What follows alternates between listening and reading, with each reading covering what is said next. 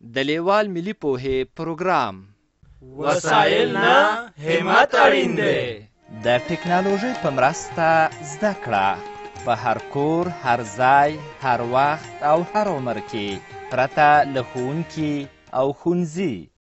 په سبق به پیل وکړو. د پښتو لیک کتاب مو راواخلئ. زموږ د نن ورځې سبق دی سوه یا سواد.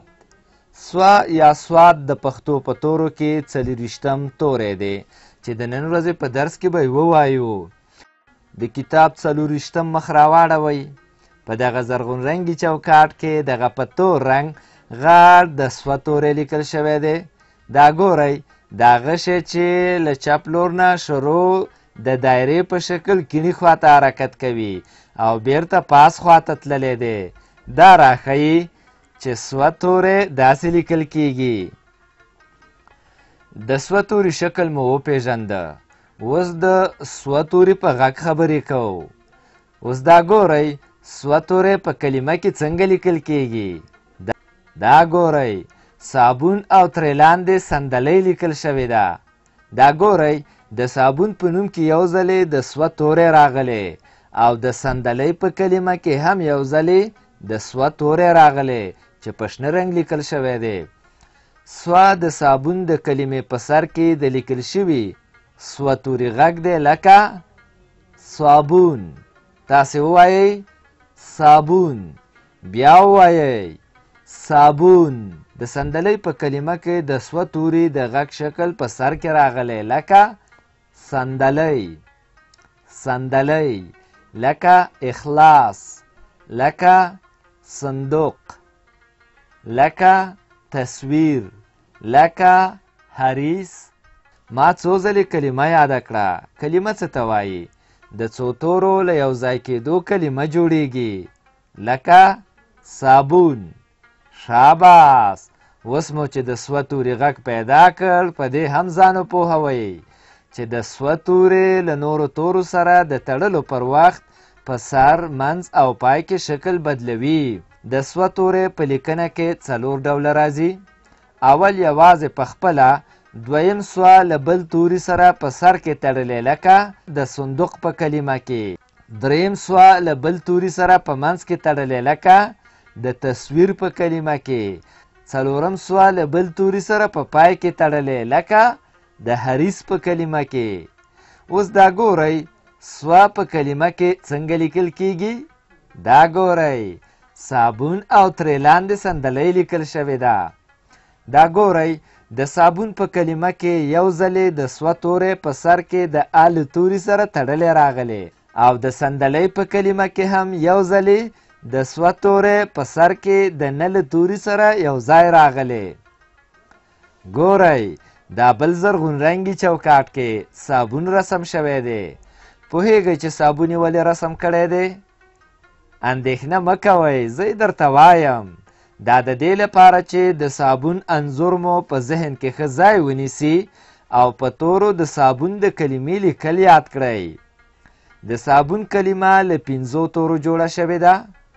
سوه، ا، ب، و، نه توري چې سره یو ځای شي نو صابون لوستل کیږي. که سوه، ا، ب، و، نه توري پیوسته وویل شي نو صابون کلمې ته غږ نږدې کیږي. دا ګورئ، د صندلۍ کلمه له 5 تورو نه جوړه شوې ده. سوه، نه، د، ل، ی. د صابون او صندلۍ په کلمو کې مو سوه توري لیکل ولیدل. اوس به د سوه توري د سبق نورو برخو ته راشو.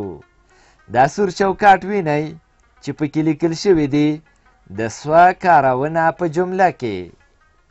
ښه نو، تاسې غواړئ د جملې په معنا ځان پوه کړئ. د جملې په معنا مو پوهوم. ښه، ورته ځیر شئ. جمله د یو څو کلمو یو ځای کولو ته وایي لکه دا صابون دی.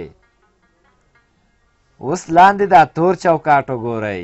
په دې تور چوکاټ کې په شنه رنګ لیکل شوي دواړه جملې دي چې په هره کلمه کې د سوه توري کارونه په سره رنګ روښانه شوي. دا صابون دی. صابون لاس پاکوي.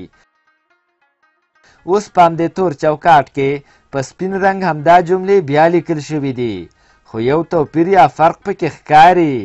که رښتیا پوه شوي یاست دا توپیر یې ماته وښیئ.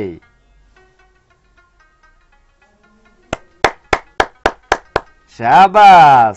په هر هغه سوه توري مو ګوته کېښوده چې زیړ دی. ګورئ دلته دوه ځلې د سوه توری راغلی دی. اوس نو قلم راواخلئ او د هر زیړ سوه توري پر سر سوه توری ولیکئ چې د سوه توري لیکل مو زده شي. دا کار ځکه کوو چې د دې تور چوکاټ د پاسه په کیڼه خوا کې په زیړ چوکاټ کې درته لیکلي دي د سوه د کارونې ځایونه روښانه کړئ. د سوه توري په سر کې شکل لیکو. ډېر ښه، په تور چوکاټ کار وشو. اوس راځو شنه چوکاټ ته چې نورې جملې زده کړئ. موږ په ژمي کې صندلی ږدو. صابر د صابون په فابریکه کې کار کوي. په شنه چوکاټ کې وګورئ دلته جملې په تور رنګ او هر د سوه توری په سره رنګ راغلی دی. اوس په همدې شنه چوکاټ کې په سپین رنګ همدا جملې بیا لیکل شوي دي. دا ځل مو هم د نښې منځویشت. په هر هغه سوه توري مو قلم کېښود چې زیړ رنګ لري. دلته هر سوه توری په زیړ رنګ لیکل شوی دی.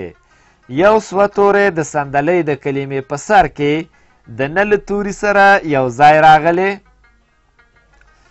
بل سوه توری د صابر د کلمې په سر کې د ا له توري سره تړلی راغلی دی. موږ په ژمي کې صندلۍ ږدو.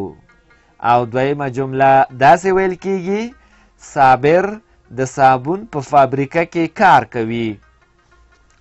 اوس قلم راواخلئ. دا په سپین او زیړ رنګ چې موږ په ژمي کې صندلۍ ږدو لیکل شوي پر سر یې ولیکئ چې لیک مو زده شي. او همدارنګه صابر د صابون په فابریکه کې کار کوي د جملې په سر ولیکئ. موږ په ژمي کې صندلۍ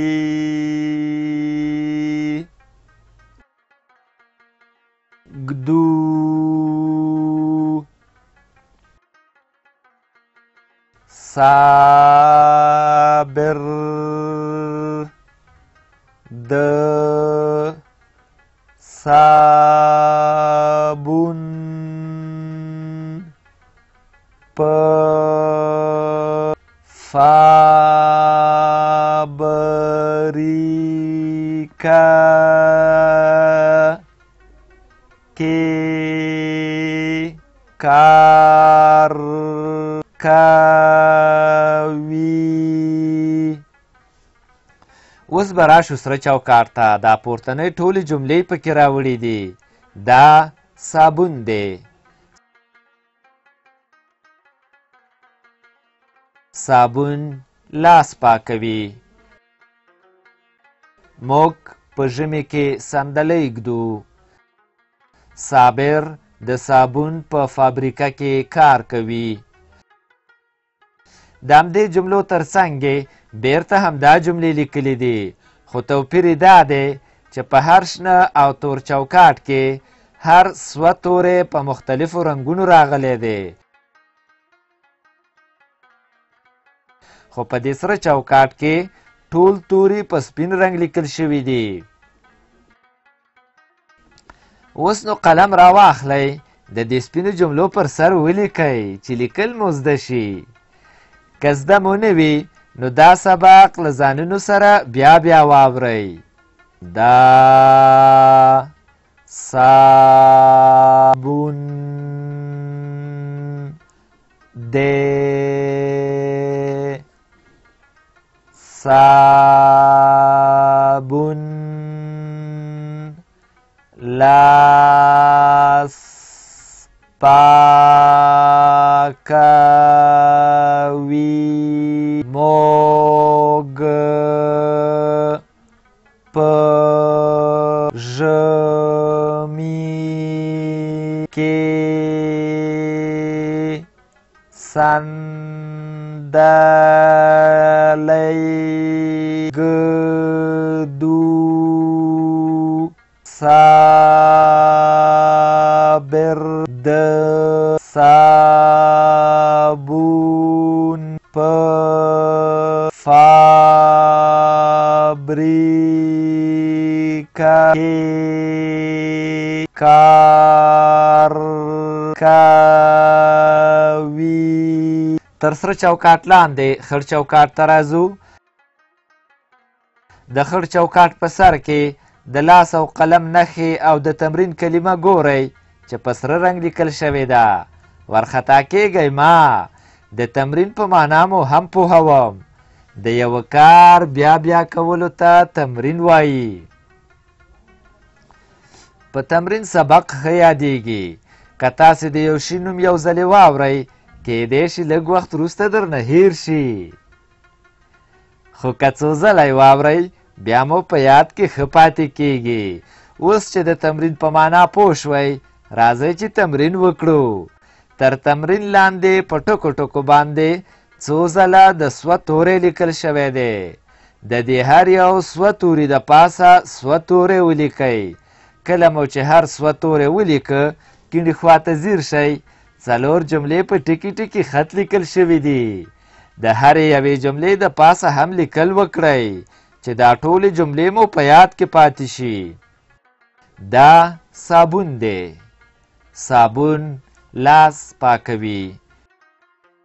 موږ په ژمي کې سندلی ږدو.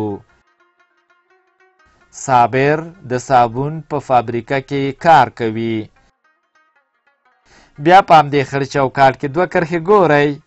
زه پوه شوم چې اوس تکړه شوي یاست. دلته اوس په شنه کرښه د یوازې سوه تمرین وکړئ. د سوه توري یوازې شکل لیکو او په سره کرښه د بل توري سره د تړلي سوه توري تمرین وکړئ.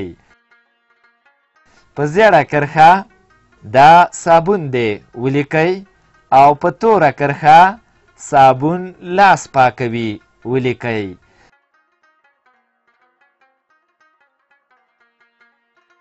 د سوه توري یوازې شکل لیکو.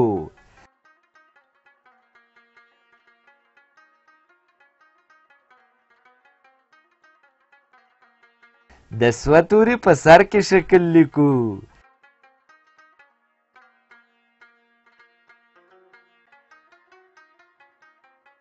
د سوه توري په منځ کې شکل لیکو. د سوه توري په پای کې شکل لیکو. دا صابون دی. صابون لاس پاکوي. موږ په ژمي کې سندلی ږدو. صابر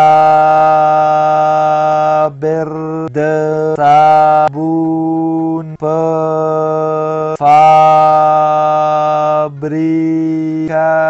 کې کار کوي. د سوه توري یوازې شکل لیکو. د سوه توري په سر کې شکل لیکو. دا صابون دی. صابون لاس پاکوي. په دې لوست کې مو زده کړل د لیک په وخت کې د سوه توري شکلونه لکه اخلاص، صندوق، تصویر، حریص. یوازې داسې لیکل کیږي. له نورو تورو سره ګډ په سر، منځ او پای کې داسې لیکل کیږي. کلمې مو زده کړې. صابون، صندلی، اخلاص، صندوق، تصویر، حریص، لاس، پاکوي، موږ، ژمی، ګدو، صابر، فابریکه، کار، کوي، کارونه، جمله، ځایونه، روښانه، تمرین او داسې نور.